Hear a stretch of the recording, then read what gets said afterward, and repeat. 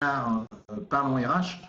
Je suis perturbé et c'est très bien parce qu'on a déjà une première question qui nous pose, qui est Audrey, qui nous interroge sur le lien entre le droit à la déconnexion et les RS. Donc, commencer le webinaire par vous dire bien bonjour et bienvenue, et puis surtout dire à Audrey que, bien évidemment, nous allons répondre à cette question, mais plutôt en fin de webinaire. Nous avons le plaisir d'accueillir ce matin Muriel Bénard, qui est responsable de la veille légale du HCM au sein d'ADP. Bonjour Muriel. Bonjour à tous. Et bienvenue. Merci d'être venu spécialement de Nantes ce matin pour échanger avec nous sur cette thématique. Je sais que tu fais l'aller-retour, donc c'est très sympathique de ta part. Et nous allons traiter lors de ce webinaire des éléments suivants. Le droit à la déconnexion, de quoi parle-t-on? Qu'est-ce que le droit à la déconnexion et d'où ça vient et pourquoi il y a une loi sur le sujet. On verra plus concrètement également que doit contenir un accord sur cette thématique. Et nous traiterons en troisième partie, je dis nous, Muriel, surtout, moi je ne ferai que de l'interroger sur ces différentes questions. Quelles sont les sanctions qui sont prévues si on ne répond pas à ce que doit contenir un accord et si on ne procède pas à l'élaboration d'un accord de ce type.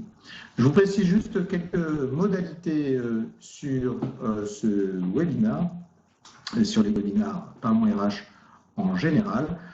D'une part, il dure 45 minutes, donc on arrêtera à 11h45 précise. D'autre part, comme l'a fait Audrey, n'hésitez pas à nous poser des questions, à Muriel, à vous faire des retours d'expérience. On est là pour y répondre et comme à chaque fois, on essayera de répondre à toutes les questions. Je dis on essaiera parce que on en a beaucoup et malheureusement, on ne peut pas toutes les traiter, mais on ne fera pas de discrimination dans les différentes réponses, les questions que l'on traitera, on les prendra dans l'ordre. Vous pouvez télécharger la présentation qui va vous être faite dans quelques minutes. Vous pouvez surtout évaluer le webinaire. N'hésitez pas parce que ça nous est bien utile quand même de pouvoir continuer ou nous améliorer. Donc aussi le commenter. Vous pouvez le faire, mais presque j'ai envie de dire, vous devez le faire, nous dire ce qui a été bien, ça nous fait toujours plaisir, nous dire ce qu'on aurait pu mieux faire, c'est nos axes d'amélioration, et nous dire aussi ce sur quoi vous voulez d'autres webinaires. Donc franchement, n'hésitez pas à commenter ce webinaire pour qu'on s'améliore et qu'on puisse vous proposer des thématiques qui correspondent à vos attentes. Je ne me suis juste pas présenté, je suis Thomas Chardin, je dirige l'agence Parlons RH. Parlons RH, je ne vais pas le faire comme d'habitude, je vais essayer de surfer sur le thème du jour. Parlons RH, c'est une agence de marketing éditorial et digital qui vous accompagne, qui accompagne les professionnels des ressources humaines et les prestataires RH dans la connexion avec leur marché, que ce soit un marché de candidats, de salariés ou de managers, ou un marché de prospects et de clients quand on est prestataire RH.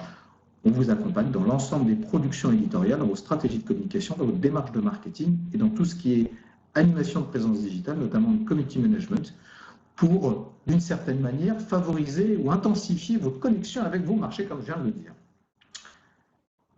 Et avant de traiter cette première question, de quoi parle-t-on, de poser le cadre, Muriel, est-ce que tu peux te présenter en quelques minutes à nos internautes? Oui, bien sûr. Alors déjà, bonjour à tous. Je suis effectivement Muriel Bénard, juriste en droit social au sein d'ADP. Alors ADP est un prestataire de services qui est bien connu pour ses solutions et son expertise en paye. Et depuis quelques années maintenant, ADP s'est essentiellement tourné vers des solutions également pour les thèmes plus variés des ressources humaines. Et moi, c'est dans ce cadre que j'interviens, puisque je suis responsable de la veille légale HCM, Human Capital Management. Et mon rôle, alors essentiellement, c'est d'informer les consultants RH sur les évolutions légales par rapport à leurs outils, les évolutions légales qui impactent leurs outils. Alors notamment, je peux citer sur la formation professionnelle, l'entretien professionnel ou encore la BDES.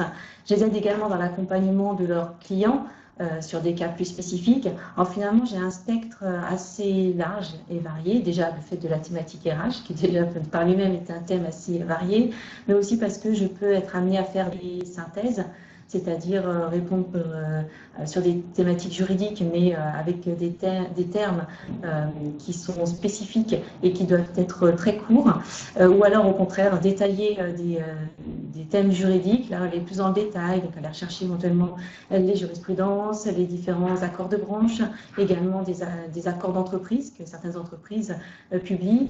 Et enfin, je peux également être amenée à rappeler le contexte de la publication des lois ou de la publication de certains textes ou de retard de publication de certains textes, notamment pour nos clients qui sont à l'étranger et qui embauchent des salariés en France. Donc leur rappeler le contexte est essentiel pour qu'ils comprennent effectivement l'application des différents textes légaux en France. Tu le fais en anglais? En anglais aussi. D'accord. Donc du détail à la synthèse concernant l'ensemble des évolutions légales ou l'ensemble des évolutions juridiques de la RH, du HCM, Human Capital Management. C'est bien ça. Et ADP n'est pas qu'un prestataire de services en paye, et on vient de l'évoquer, il est un RH. Juste une question très rapide, on dit responsable de la veille légale, enfin même deux questions. Tiens, combien il y a de collaborateurs chez ADP qui fait de la veille légale? Et deuxième question qui est la même, accompagnement des consultants RH. Il y a combien de consultants RH chez ADP? Alors, on est environ, pour la première question, nous sommes environ une quinzaine chargés de la veille légale au sein de l'ADP. Pour nos clients, des consultants RH, je dirais environ une cinquantaine de consultants RH, et je ne compte pas les consultants qui sont chargés de la gestion des temps et des activités, qui sont plus reliés à la paye. D'accord. Donc, une quinzaine une équipe de 15 personnes voilà. Sur la veille, effectivement, ça fait beaucoup. Et je sais que pour en côtoyer quelques-uns, certains lisent le journal officiel tous les matins par plaisir avec leur café. Alors, rentrons tout de suite dans le vif du sujet, si vous voulez bien, qui est le droit à la déconnexion, les conséquences de la loi travail pour l'employeur. Eh bien, Muriel, est-ce que tu peux nous décrire un petit peu le cadre du sujet même, hein? C'est quoi le droit à la déconnexion? Alors, le droit à la déconnexion a été introduit par la loi travail du 8 août 2016. Et la loi travail fait peser sur l'employeur la responsabilité de mettre en œuvre ce droit à la déconnexion et de le faire respecter, notamment via la négociation collective. Alors concrètement, depuis le 1er janvier 2017, le droit à la déconnexion, c'est le 7e thème de la négociation annuelle obligatoire sur l'égalité professionnelle femmes-hommes et sur la qualité de vie au travail. Vous savez, c'est un des 3 temps forts qui a été mis en œuvre par la loi Rebsamen, la loi sur le dialogue social du 17 août 2015. Alors, ce 7e thème porte sur les modalités du plein exercice par le salarié de son droit à la déconnexion.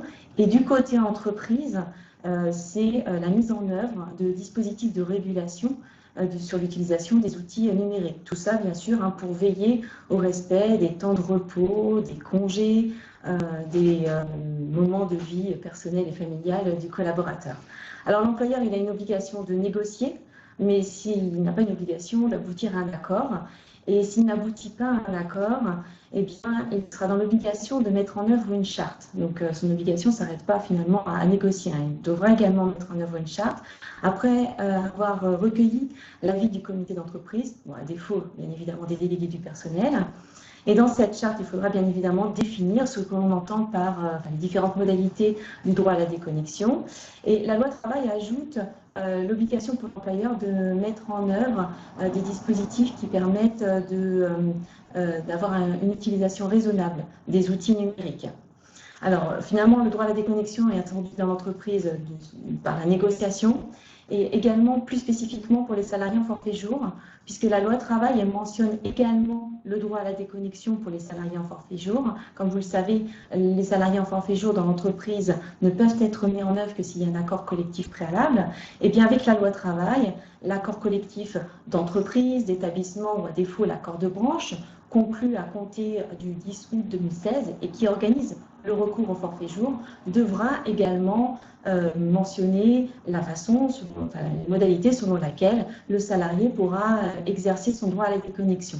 Et là encore, si l'accord préalable qui organise le recours au forfait jour ne précise pas ses modalités, et si l'accord est incomplet, clairement, eh bien, l'employeur devra unilatéralement prévoir les modalités de mise en œuvre de ce droit à la déconnexion. Et la loi ajoute que pour les entreprises d'au moins 50 salariés, ces modalités, ces dispositifs devront être conformes à ceux qui sont éventuellement prévus par la charte, à défaut d'accord.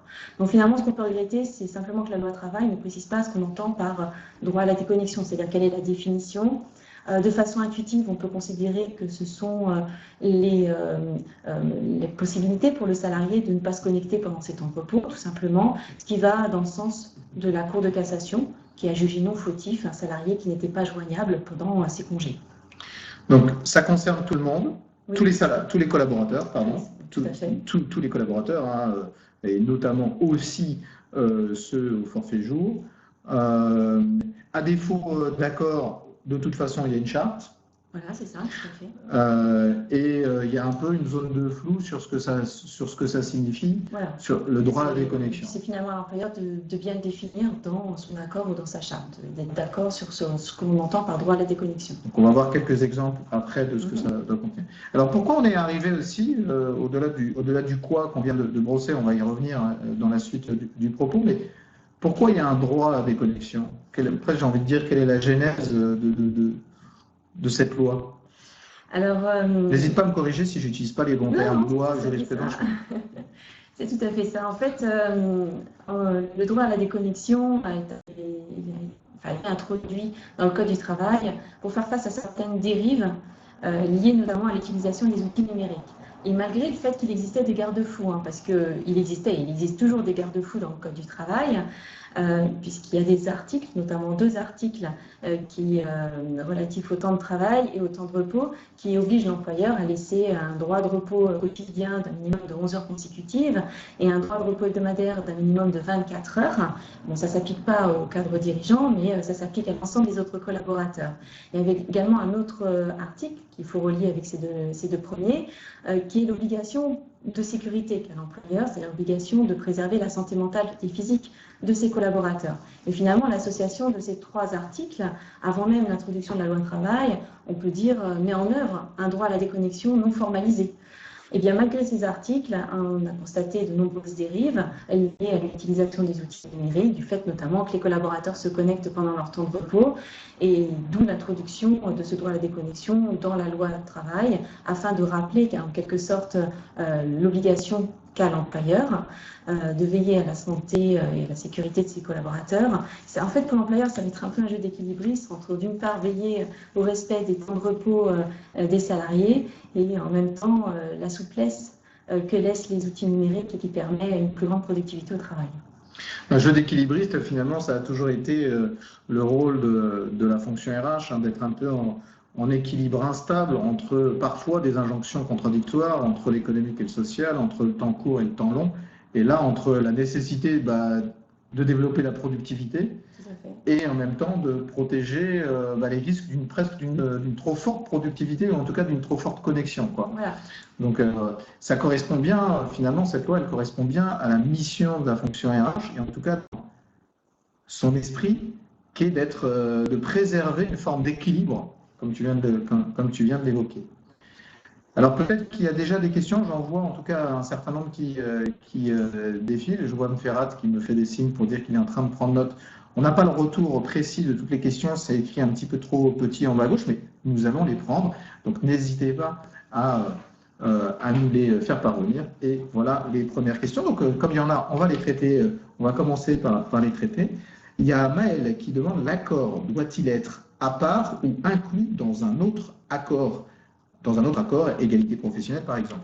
Je précise juste, pardon, excuse-moi, avant que tu puisses apporter les réponses, que Muriel est là pas dans une consultation juridique d'avocat, mais dans un propos de webinaire et d'expertise, dans une vocation aussi pédagogique. Donc je ne pense peut-être qu'elle aura un devoir de réserve ponctuellement, parce qu'évidemment, pour pouvoir affiner la réponse, il faut mieux peut-être comprendre le contexte dans lequel vous vous situez, donc sans pas libre de pouvoir relativiser fortement ta réponse. Donc l'accord doit-il, Maël nous demande, l'accord doit-il être à part ou inclus dans un être accord type égalité professionnelle? Eh bien, les deux. Il est tout à fait possible de l'inclure dans l'accord qu'on aura négocié dans le cadre du second temps fort de négociation annuelle obligatoire sur l'égalité professionnelle et la qualité de vie au travail, ou alors, dans le cadre de cette même négociation, prévoir un accord à part. Je dirais que ça dépend de l'idée que l'on se fait de l'accord. Est-ce qu'on veut se laisser le temps, enfin, la possibilité de revenir dessus en fonction de ce qu'on aura constaté dans l'entreprise? Parce que si c'est le cas, ça veut dire que l'employeur devra le réviser, et s'il est inclus dans un accord beaucoup plus général sur l'égalité professionnelle et qualité de vie au travail, que l'on souhaite être d'une durée un peu plus longue, eh bien, ça veut dire qu'il faudra réviser l'intégralité de l'accord. Donc ça dépend dans quelle perspective on se situe. Donc les deux. Antoine te pose la question suivante. Devons-nous actualiser nos accords forfait jour en plus d'une charte de la déconnexion? Alors, j'imagine que là, ça fait appel au fait qu'il y a éventuellement un accord d'entreprise qui met en œuvre le forfait jour qui est incomplet au vu de la nouvelle loi travail. Dans ce cas-là, il n'y a pas d'obligation de même que si l'accord a été conclu avant le 10 août 2016, il n'y a pas d'obligation de renégocier l'accord dans ce cadre-là. Par contre, il faudra prendre absolument des mesures unilatérales par l'employeur pour, je dirais, compléter cet accord, et notamment sur le thème du droit à la déconnexion. Là, on est spécifiquement sur le droit à la déconnexion, mais sur les forfaits jours, juste une petite aparté, dans les accords préalable au forfait jour, en fait, jusqu'alors, il y avait 3 thèmes obligatoires qui devaient être abordés pour autoriser la mise en œuvre du forfait jour dans l'entreprise.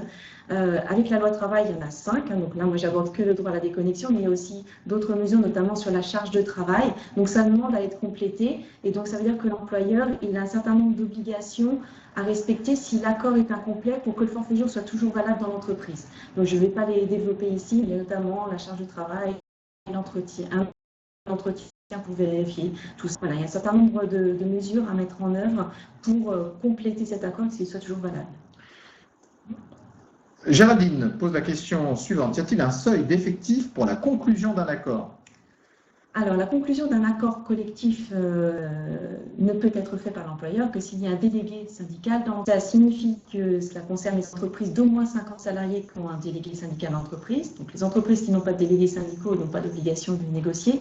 Et ça concerne aussi les entreprises d'au moins 11 salariés dont le délégué du personnel aurait été désigné délégué syndical. Donc, si vous avez un DS, la réponse est oui. Enfin, oui, vous avez une obligation de négocier. Christelle, faut-il essayer de négocier et à défaut établir une charte, ou peut-on directement choisir de passer par la charte? Non, il faut d'abord engager une négociation, c'est indispensable. Il y avait une obligation de négocier. Une obligation de négocier, ce n'est qu'à défaut d'accord qu'on passe par la charte. Et c'est très bien, il y a encore des questions, donc on continue. Stéphanie, l'entreprise est-elle tenue à ce qu'un accord aboutisse? Non, du tout. Elle est tenue à ce qu'elle engage une négociation. Donc, l'employeur doit engager la négociation avec le délégué syndical en présence. Par contre, il n'y a pas d'obligation d'aboutir à un accord. Et c'est là où, s'il n'y a pas d'accord, que l'employeur sera dans l'obligation d'élaborer une charte. Alors, une question qui est un petit peu en dehors du sujet, mais je la pose, elle est toujours intéressante, je n'ai pas du tout la réponse. Pour les cadres dirigeants, l'employeur a-t-il aussi l'obligation de respecter et de veiller à la santé et au repos? Enfin, on pourrait même se poser la question, est-ce que le dirigeant a l'obligation de veiller à sa propre santé? Alors, effectivement, la question est très intéressante. La question est très intéressante parce qu'en fait, les cadres dirigeants ne rentrent pas effectivement sur l'application des articles relatifs au repos quotidien, au repos hebdomadaire, un certain nombre d'articles relatifs à la durée du travail. C'est vrai qu'ils sont exclus de cette réglementation. Pour autant, l'employeur il a quand même une obligation de veiller à la santé physique et mentale de ses collaborateurs.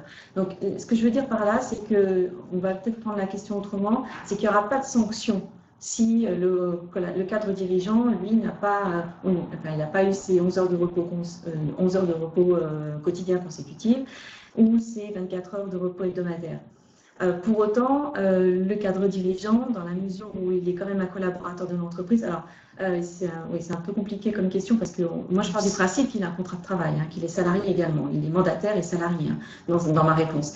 Et l'employeur a quand même une obligation dans ce cadre-là de veiller à sa santé. La difficulté qui se pose, c'est lorsque le cadre est dirigeant, n'a personne au-dessus de lui. Il n'y a pas de groupe, il n'y a pas de direction au-dessus de lui qui veille à la bonne application des articles relatifs à l'obligation de sécurité envers ses collaborateurs. Dans ce cadre-là, lorsqu'il n'y a pas de direction de suivi et qu'il n'y a que lui qui est en haut, que c'est lui qui finalement, comme tu le disais à juste titre, qui est responsable de son propre repos et de sa propre sécurité, je dirais que si lui met en place le droit à la déconnexion dans son entreprise avec un certain nombre de mesures, il va, enfin, à mon sens, il doit de fait s'appliquer à lui-même pour montrer la bonne marche à suivre et pour montrer à ses collaborateurs la prise de conscience qu'il faut avoir dans le cadre de cette négociation sur le droit à la déconnexion. C'est intéressant, d'une question sur le droit à la déconnexion et du statut du dirigeant, on en arrive à l'exemplarité du dirigeant. Lucie pose la question suivante, quelle est la deadline pour signer cet accord? Est-ce qu'il y a une échéance à respecter, sinon je suis hors la loi? Eh bien, la loi travail l'a mis dans le cadre des négociations annuelles obligatoires. Les 3 temps forts qui ont été mis en place par la loi Rebsamen, la loi sur le dialogue social, et comme c'est en vigueur depuis le 1er janvier 2017, eh bien vous avez jusqu'au 31 décembre 2017 pour négocier. Encore 7 mois, enfin 6 mois et demi. Lucie encore, comment peut-on parler de déconnexion dans certains secteurs comme la presse? Dans les secteurs d'activité sur lesquels on a presque le devoir professionnel, j'entends, de rester connecté. Est-ce que la loi, en tout cas, la loi s'applique-t-elle? Alors la loi s'applique également. Il n'y a pas d'exclusion à un certain secteur d'activité. La loi, elle peut être intéressante dans ce sens où les collaborateurs qui sont tout le temps connectés et pour lesquels c'est un devoir d'être connectés, se poser la question de finalement s'il n'y a pas moyen, si on ne peut pas organiser les choses un peu différemment avec des relais, peut-être plus de communication avec des personnes qui travaillent en binôme sur certains postes où il faut rester connecté. L'idée, c'est vraiment de faire prendre conscience de la nécessité des collaborateurs d'avoir des moments de repos, de sorte à éviter les dérives et de sorte à éviter qu'à un moment donné, enfin, vous voyez où je veux en venir, qu'il y ait des burn-out, qu'il y ait trop de stress et que finalement le collaborateur, on a trop tiré sur la corde, elle lâche, et puis finalement, le collaborateur, on peut perdre un bon élément qui était là dans l'entreprise, qui était important. Donc, c'est cette prise de conscience. C'est justement, c'est une très bonne question. Et effectivement, on peut se poser la question de l'application de cette loi dans certains secteurs d'activité. Je pense aussi au secteur international, par exemple. Et pour autant, je pense qu'il faut se poser la question. Alors, je ne suis pas spécialiste dans la presse. Il y a sûrement des réponses à trouver par rapport à ce secteur d'activité-là, mais c'est effectivement une réflexion qu'il faudra mener. Il n'y a pas d'exclusion sur les secteurs d'activité. Alors, je vous propose de poursuivre. Ce n'est pas pour autant que vous devez arrêter vos questions. On va bien les traiter, mais puisqu'on est en train d'essayer de trouver des exemples concrets, passons justement à la question suivante. C'est est-ce que tu peux nous donner nous illustrer concrètement, opérationnellement, ce que doit contenir un accord ou une charte? Donc, on a compris, il y avait soit un accord, soit une charte si on ne réussissait pas à aboutir dans la négociation.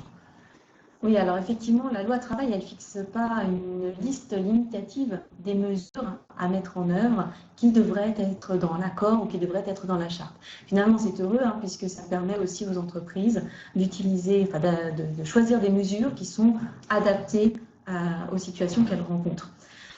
Pour autant, je vais vous proposer un certain nombre de mesures qui ont été mises en place dans certaines entreprises.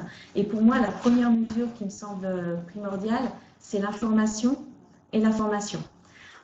Information et formation, déjà pour une prise de conscience, je le disais tout à l'heure, mais pour une prise de conscience des collaborateurs de leur propre temps de repos, mais aussi du temps de repos des autres.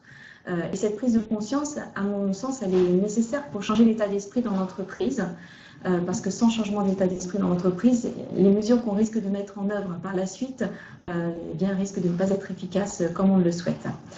Cette information, alors la formation, après il y a des actions qui peuvent être mises en œuvre ponctuellement ou de façon plus récurrente ou voire de façon systématique, par exemple pour des nouveaux collaborateurs qui rentrent dans l'entreprise, ça dépend du secteur d'activité. Peut-être systématiquement pour les managers. L'information, elle peut se faire de façon récurrente.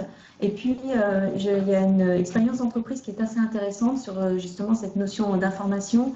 Dans leur signature électronique, ils incluent une petite phrase en disant, alors je ne la restitue sûrement pas aussi bien que ce qu'ils ont pu la libeller, mais ils disent en gros que lorsqu'ils envoient ce mail à une heure qui ne rentre pas dans des horaires de travail collectifs, eh bien, ce mail ne requiert pas une réponse immédiate. Pour dire, voilà, je l'ai envoyé, mais c'était juste pour l'envoyer, ne vous sentez pas pressé par ce mail. Ça permet également cette prise de conscience.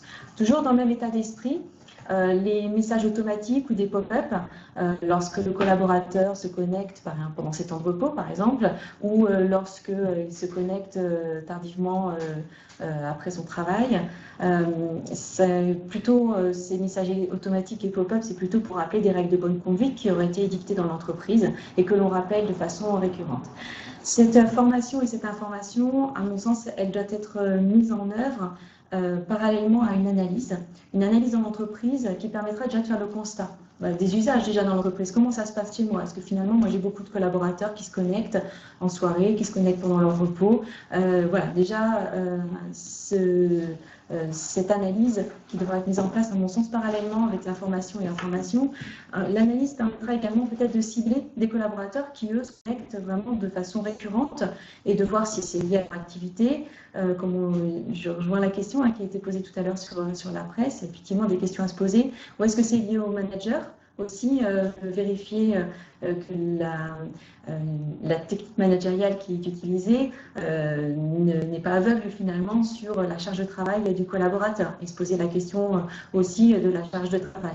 Il y a beaucoup d'études sur l'INRS et l'ANACT qui parlent de la charge de travail, qui sont assez intéressantes, qui sont difficiles à étudier, mais qui peuvent, et ça peut être l'occasion justement, en cherchant des mesures relatives au droit à la déconnexion, de se poser ces questions-là. Éventuellement également se poser la question, est-ce que j'attribue des outils nomades de communication à l'ensemble de mes collaborateurs ou uniquement à certains, puisque est-ce que finalement tous les collaborateurs ont-ils besoin de ces outils de communication ou pas? Si ce n'est pas le cas, peut-être se dire qu'on ne va pas leur attribuer, ça évite aussi les tentations et les dérives. Et puis également peut-être l'occasion de mettre des seuils d'alerte lorsqu'il y a des temps de connexion trop importants pour le collaborateur et un temps de travail effectif qui lui aussi devient dangereux pour la santé, voire la sécurité de l'entreprise. Et juste pour terminer, cette analyse, il faut également la mettre en œuvre en collaboration avec la médecine du travail et le CHSCT, très important de les associer. Et dernière mesure, un peu plus radicale, qui est de fait de limiter ou bloquer les messageries. Je pense que vous en avez entendu parler. Alors, ça peut être opportun dans certaines entreprises ou pour certaines activités. En revanche, pour certaines activités, certaines entreprises, ça ne pourra pas s'appliquer. Les entreprises à l'international, par exemple, les entreprises qui fonctionnent au continu, ce n'est pas du tout à propos. Et avant de choisir des mesures, bien regarder auprès de son service informatique des possibilités techniques qui vont permettre la faisabilité de ces différentes mesures et également vérifier que dans les accords qui éventuellement existent dans l'entreprise, dont dépend l'entreprise, je pense aux accords de branche ou aux accords d'entreprise ou d'établissement, qui parlent notamment d'égalité professionnelle femmes-hommes. On parle souvent d'un équilibre entre vie professionnelle et vie familiale, des accords sur la qualité de vie au travail, aussi des accords sur le télétravail. Il y a sûrement dedans déjà, même si ce n'est pas nommé droit à la déconnexion, mais sûrement des mesures qui rejoignent le droit à la déconnexion, et c'est important d'en prendre connaissance pour que les mesures que l'on va prendre dans l'accord soient en cohérence avec celle-ci. Et puis, bien sûr, prévoir des cas d'urgence. Je pense notamment quand on limite ou quand on bloque la messagerie. C'est important de prévoir quels sont les cas d'urgence pour justement rouvrir l'accès aux messageries pour traiter ces cas d'urgence. Juste une question, déjà c'est très intéressant d'avoir ces exemples un peu concrets et opérationnels, parce que quand on parle de la droit à la déconnexion, on est soit dans un propos politique, soit dans un propos juridique, mais assez global. Alors que là, on est beaucoup plus sur le terrain. Ces exemples-là, ils sont le fruit de quoi? Ce que tu évoques là, c'est d'où ça sort? Qu'est-ce qui a inspiré, si je puis dire? Alors, ADP compte 12 000 clients, mais nos 12 000 clients n'ont pas signé d'accord sur la déconnexion. Donc, je me suis surtout appuyée sur des grands groupes qui ont publié leurs accords. Et j'ai pris connaissance des différentes mesures qui n'étaient pas les mêmes selon les groupes. Certains ont fait des choix plus drastiques, justement, de limiter ou bloquer les messageries. Je me suis donc appuyée sur ces accords qui ont été publiés et qui, d'ailleurs, pour certains, ont été pionniers puisqu'ils les ont mis en œuvre avant que soit publiée la loi travail. D'accord. Alors, ce que je trouve très intéressant aussi dans ce que tu évoques, c'est que tout à l'heure, on a parlé de l'exemplarité, le fait que la loi travail nous a, enfin, le droit à la déconnexion nous a mis là-dessus. Là, on parle beaucoup de charge de travail, c'est-à-dire que, et de discernement, c'est-à-dire de faire preuve, là encore une fois, d'équilibre et de recul, et que chaque cas est un petit peu unique, chaque cas d'entreprise est un peu spécifique, et que finalement, ça revient à aborder aussi une manière d'aborder la collaboration et la charge de travail. Oui, tout à fait. La déconnexion finalement fait jouer plusieurs thèmes qui sont assez sensibles actuellement dans l'entreprise, parce que la charge de travail, c'est effectivement un thème qui n'est pas forcément évident, qui est souvent abordé par les salariés. Et puis aussi tout ce qui est rôle du manager. On a peut-être oublié des fois un petit peu par rapport à la productivité du travail. On a beaucoup parlé en termes de mission, de savoir si le manager a bien fait comprendre la mission qui devait être faite, de résultats aussi par rapport aux missions, savoir bien communiquer, mais peut-être qu'on ne s'est pas assez attardé sur le comment de réaliser ces missions en dehors de la formation, le comment en temps en fait. On est bien dans une problématique quasi culturelle ou managériale, quoi. Donc, on va prendre un certain nombre de questions. Là, six questions un peu à la volée pour essayer de respecter le timing, parce qu'il nous reste les sanctions à avoir et puis continuer à prendre vos questions. Céline te pose la question suivante. Comment peut-on garantir la déconnexion des responsables qui encadrent 3 équipes sur 24 heures? Les 3-8. D'accord. Si les 3-8, c'est qu'il y en a un qui fait 8, un autre qui fait 8 et un autre qui fait 8. Donc, il a 16 heures de déconnexion. J'ai envie de répondre à, je ne sais pas si c'est ça, Céline, si c'est ça votre question. À partir du moment où on fait les 3-8, ça veut dire qu'il y a 2 8 sur lesquels on n'est pas potentiellement connecté. Connecté, oui. Alors, j'ai pas forcément d'exemple sur le sujet, mais effectivement, là encore, les droits à la déconnexion est effectivement assez nouveau et on commence tout juste à avoir des études sur tout ce qui est charge de travail. Je n'ai pas encore vérifié si effectivement, c'est très intéressant comme question, sur ce type de travail par cycle, enfin voilà, travail en continu. Est-ce qu'il y avait déjà des mesures qui émergeaient, notamment des solutions qui auraient été proposées par l'ANACT, mais je pourrais vérifier en tout cas, mais si ça vous dit de regarder, vous pouvez regarder sur le site de l'INRS ou de l'ANACT. Ils ont publié un guide sur la charge de travail. Ça peut peut-être déjà vous donner des pistes sur comment effectivement répondre à ces problématiques. Pour l'instant, je n'ai pas forcément de réponse, si ce n'est de revoir l'organisation du travail, voire mettre 2 responsables en binôme. Mais effectivement, ce n'est pas forcément l'idéal non plus. C'est juste, pour l'instant, je n'ai pas forcément d'exemple concret sur ce sujet-là. Fanny pose la question, comment s'assurer qu'un salarié en forfait jour respecte son temps de repos? Alors ça, c'est une obligation qui émane de la loi travail. Ça fait partie des thèmes qui ont été ajoutés justement par la loi travail. Lorsque l'accord collectif qui organise le recours au forfait jour est incomplet. Et un des thèmes qu'il faut rajouter, un des thèmes sur lesquels il faut effectivement travailler, c'est de veiller en fait alors contrôler, c'est un bien grand mot, mais d'avoir un système qui permet de recueillir effectivement la façon dont dans le forfait jour, je dirais l'amplitude horaire et les horaires que fait le forfait jour. C'est assez paradoxal, puisque finalement le forfait jour, il est libre dans ses horaires, il est libre de travailler comme il l'entend, mais pour autant, alors là on n'est pas dans le cas des cadres dirigeants, pour autant ils sont quand même soumis à un repos minimum de 11 heures consécutives et à un repos hebdomadaire de 24 heures.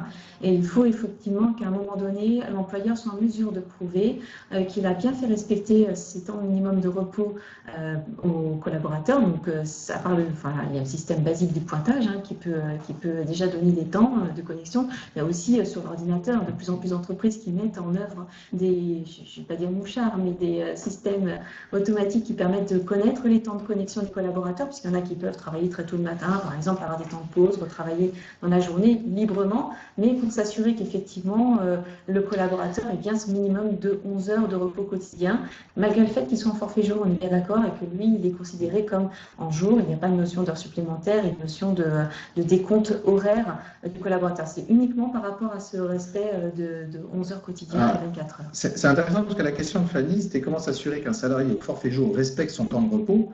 La question de la connexion n'était pas posée. Et donc, finalement, la connexion, on peut l'aborder de 2 manières, au sens propre comme au sens figuré. Au sens propre, c'est ce que tu viens d'évoquer, c'est-à-dire qu'il y a quand même une traçabilité de la notion de connexion.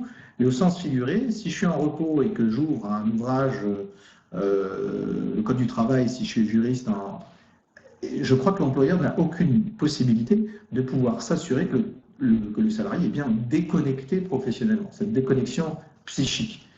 Il n'a pas la possibilité de le voir, par contre, il a l'obligation de le garantir d'une certaine manière et d'essayer de le tracer d'une manière ou d'une autre. Donc, c'est cette évolution du travail aussi qui est intéressante, qui est de dire comment est-ce que je force la déconnexion au sens technologique et comment aussi je m'assure d'un point de vue managérial de formation, de sensibilisation, d'acculturation à une déconnexion professionnelle. Ne voyons pas que le respect du code du travail, voyons aussi l'efficacité plus générale de l'ensemble. Si on ne se déconnecte pas, normalement, on ne devrait pas être très productif le lundi quand on revient. Voilà. Béatrice pose la question suivante. Le droit à la déconnexion fait-il aussi partie de la consultation annuelle portant sur la politique sociale et les conditions de travail?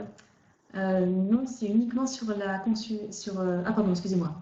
Je suis sur autre chose. Oui, sur la consultation annuelle portant sur la politique sociale et les conditions de travail.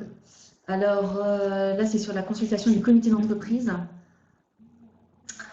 Il ne me semble pas que ça rentre dans les thèmes. J'ai plus en tête. Alors, il faut savoir que pour le comité d'entreprise, il y a eu aussi une réorganisation par la loi Rebsamen, de 3 temps forts également de consultation, et la consultation annuelle sur la politique sociale et les conditions de travail est un catalogue d'un certain nombre de thèmes, et j'avoue que j'ai plus en tête, mais je pourrais éventuellement, je ne sais pas si c'est possible de répondre, de vérifier et de répondre par la suite, je pourrais vérifier. Si, normalement, si Béatrice, on a son mail, donc on pourra vous contacter à posteriori. Parce que c'est vrai que c'est un peu un fourre-tout, cette consultation, et je ne voudrais pas vous induire en erreur, donc je regarderai.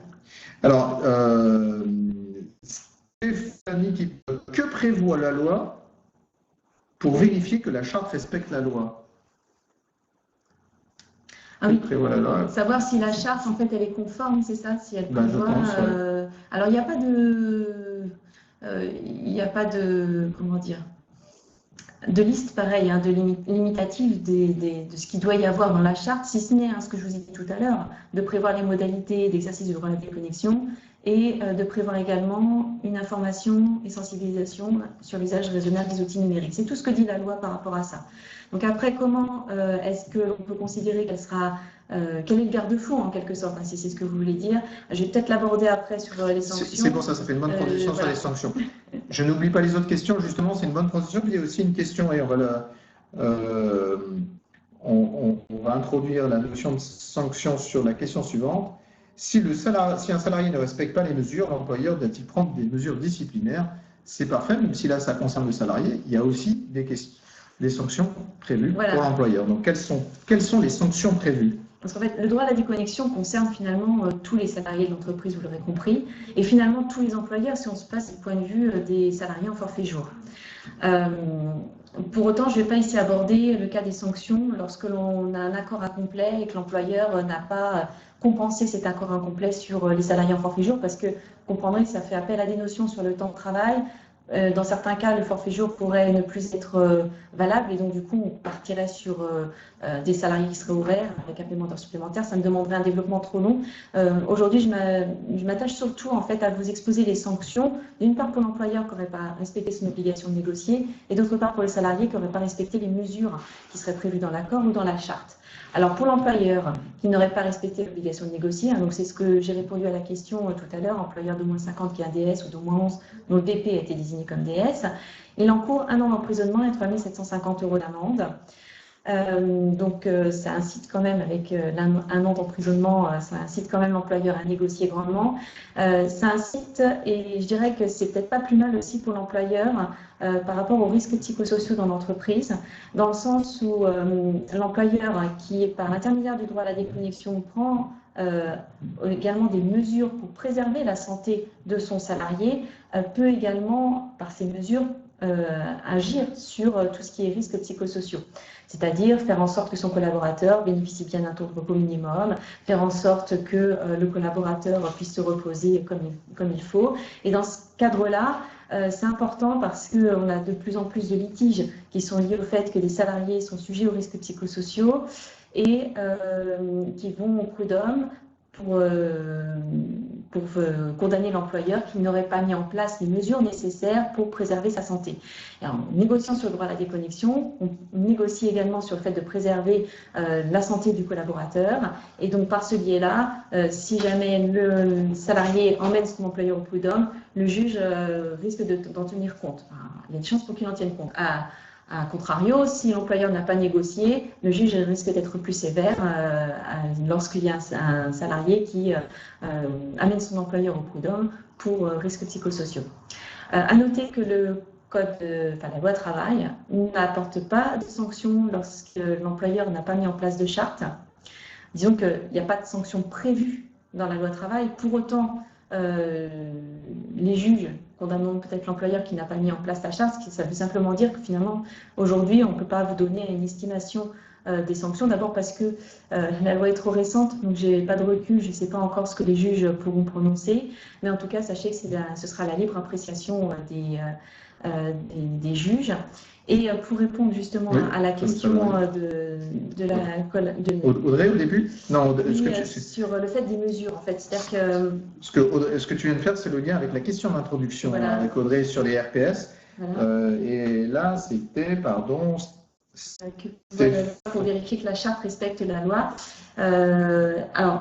Stéphanie. Voilà. C'était ce qu'il faut, effectivement, là-dedans, ce qu'il faut voir également, c'est que on va négocier éventuellement pour mettre en place des mesures. À défaut, si on n'aboutit pas à un accord, on va mettre en place une charte avec d'autres mesures.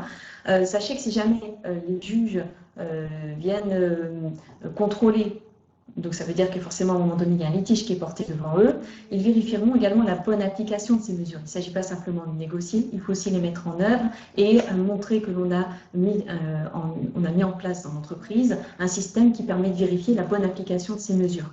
Voilà où je voulais en venir. La loi, elle ne prévoit pas exactement la charte, elle sera contrôlée par telle et telle personne. Je dirais peut-être malheureusement, ce sera uniquement en cas de litige qu'à ce moment-là, les juges se pencheront sur la question. Il nous reste 3 minutes. Alors pour le salarié, est-ce qu'on peut le faire en 1 minute? Allez, je vais me dépêcher. Pour le salarié, alors admettons que l'employeur négocie un accord et qu'il aboutisse à l'accord et que le salarié ne respecte pas les mesures qu'il y a dans l'accord.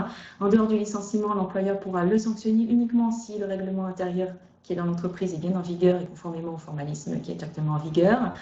Maintenant, imaginons que l'employeur n'aboutisse pas à un accord et mette les mesures dans une charte. Là, la charte n'a pas les mêmes effets normatifs que l'accord. Et donc, pour sanctionner son salarié qui ne respecterait pas les mesures de la charte, il faut que la charte soit annexée au règlement intérieur et donc qu'elle respecte le même formalisme que le règlement intérieur. Donc voilà, consultation, CHSCT, CE, envoi en 2 exemplaires à l'inspection du travail, etc.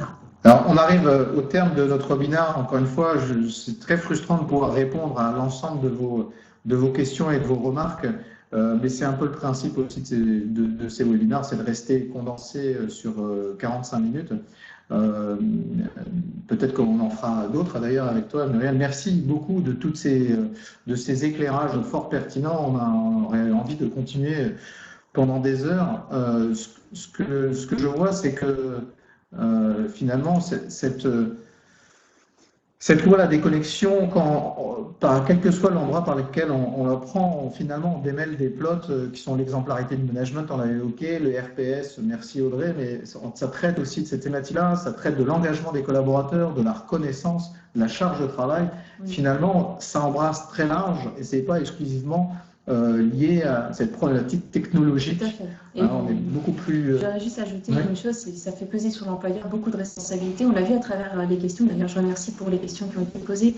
Ça met sur l'employeur beaucoup de responsabilités, d'autant qu'il n'y a pas de liste ni de piste. Donc finalement, ça va être à l'employeur de trouver la solution la plus adaptée à sa situation, qui des fois nécessite des connexions régulières, qui nécessite effectivement de revoir un peu l'organisation du travail dans l'entreprise, et ça fait peser une très très grosse responsabilité sur l'employeur. C'est indéniable. Raison de plus pour pouvoir le traiter. Alors juste, on a toujours l'habitude au sein des webinaires Parlons RH de terminer de la même façon avec une actu et un coup de cœur. Alors une actu, un coup de cœur. Alors le coup de cœur, il va pour une solution numérique qui s'appelle yado.co, yado.co, et qui, pour moi, est mon coup de cœur parce que c'est une solution gagnante. Elle permet de trier et de faire des réponses automatiques à des candidatures pour des offres d'emploi qui peuvent être soit publiées, soit spontanées. Et pour moi, c'est gagnant-gagnant parce que déjà, ça valorise l'image de l'entreprise qui envoie une réponse au candidat quoi qu'il arrive, qui est personnalisée. Or, on sait très bien que les services RH sont souvent débordés par l'appel de candidature et donc n'ont pas forcément le temps de répondre à tout le monde. Et c'est valorisant également pour le collaborateur, enfin le futur collaborateur éventuellement qui a répondu, parce que s'il n'est pas pris, il a quoi qu'il arrive une réponse. Et puis, c'est également positif puisque si l'employeur lance un nouvel appel à candidature, eh bien, les collaborateurs qui ont reçu une réponse seront beaucoup plus enclins à y répondre. Donc, je trouvais cette solution intéressante. Yago.co pour améliorer ou renforcer votre marque employeur, notamment vis-à-vis des candidats. Et ton actu? Alors, mon actu, si tu en as une. Oui, j'ai choisi celle où je restais sur le droit à la déconnexion. Je vais publier un article dans RH Info, toujours sur le même thème du droit à la déconnexion, mais vu à travers le temps de travail effectif. En gros, encadrer le temps de travail effectif dans l'entreprise comme préalable indispensable avant de négocier sur le droit à la déconnexion. Voilà, bien. Et tu sais la date de publication? Je pense courant juin. Courant juin, donc restez connectés RH Info. Merci infiniment Muriel d'être venue pour ce webinaire, ce 13e webinaire Parlons RH. Je sais que tu vas repartir tout de suite après vers Nantes. Merci à vous tous. Moi, je voudrais juste conclure pour rappeler que vous pouvez télécharger la présentation, que vous pouvez évaluer le webinaire, que vous pouvez le commenter. Pour ma part, je vous donne rendez-vous le 15, 16 et 17 juin prochain pour Viva Technologie, où nous avons le plaisir d'être accueillis sur le stand, cet énorme stand, je ne sais pas si on dit stand, sur la zone RH de Viva Technologie, qui est piloté par le prestataire RH Manpower Group. Donc, Parlons RH et toute la team Parlons RH sera présente lors de cet événement. Donc, nous vous y convions pour venir y parler RH évidemment, mais aussi innovation et technologie RH et probablement aussi droit à la déconnexion. Devoir de connexion et droit à la déconnexion. Il faut juste gérer les livres, comme on l'évoquait tout à l'heure. Et il est très probable que nous fassions également un webinaire le 21 juin sur cette thématique, sur l'innovation et RH. Allons-y. Suivez-nous sur les réseaux sociaux car on vous donnera plus d'informations sur cela. Merci à tous et à très bientôt. Merci encore. Merci à vous.